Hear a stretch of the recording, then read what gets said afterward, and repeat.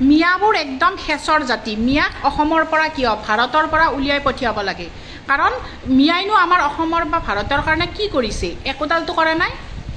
হয় ঠিকেই শুনিছে আজিকালি অসমত হওক বা ভাৰততে হওক তেনেকুৱাই চলি আছে মিয়াক একেবাৰে পেলনীয়া বুলি ধৰি লৈছে সেয়েহে কৈছোঁ মানে কি মিয়াৰ অৱদান জানিবলৈ হ'লে আপোনালোকে নিশ্চয়কৈ ইণ্ডিয়া গেট এবাৰ হ'লেও কোনোবা নহয় কোনোবাই গৈ পাইছে ইণ্ডিয়া গেটত লিখা আছে তাতে 95,000 মানুহ যেতিয়া মানে তাতে শ্বহীদ হৈছিলগৈ বিশ্বযুদ্ধৰ সময়ত তেতিয়া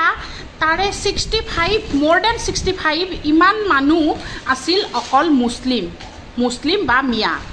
এই মানুহ আছিল সেইসকল কি সেইসকল দেশৰ কাৰণে প্ৰাণ আহুতি দিয়া নাই সেইসকলক কিয় আপোনালোকৰ মনত নাই সেইসকল ব্যক্তিক সেইসকল কি সেইসকল মুছলমান মানুহ নাছিল আপোনালোকৰ মতেতো মুছলমান মানেই মিয়া হয়নে নহয় ভিডিঅ'টো শ্বেয়াৰ কৰি দিব যিমান পাৰে যাতে সকলোৱে যিবিলাকে মিয়াক ঘিণ কৰে মুছলিমক ঘিণ কৰে সেইসকল ব্যক্তিয়ে যাতে এই ভিডিঅ'টো দেখা পায় আৰু এবাৰ হ'লেও ইণ্ডিয়া গেট গৈ চাই মোৰ কথাত যদি বিশ্বাস নহয় ইণ্ডিয়া গেটত গৈ চাব ধুনীয়া ধুনীয়া সোণালী আখৰেৰে লিখা আছে তাত লিপিবদ্ধ হৈ আছে শিলেৰে অঁকা আছে সেইটোতো কোনেও আমাৰ ৰাজনীতিবিদে কংগ্ৰেছে বুলি ক'ব এতিয়া কংগ্ৰেছে লিখি দিছে কংগ্ৰেছেতো লিখি দিব নোৱাৰে পাৰিব নেকি নোৱাৰে কোনেও লিখি দিব নোৱাৰে সেয়া আগতে যেতিয়াই শ্বহীদ হৈছিলে সেইবিলাক তেতিয়াই লিখা সেই মানে 65 more than 65,000 ইমানমান হ'ব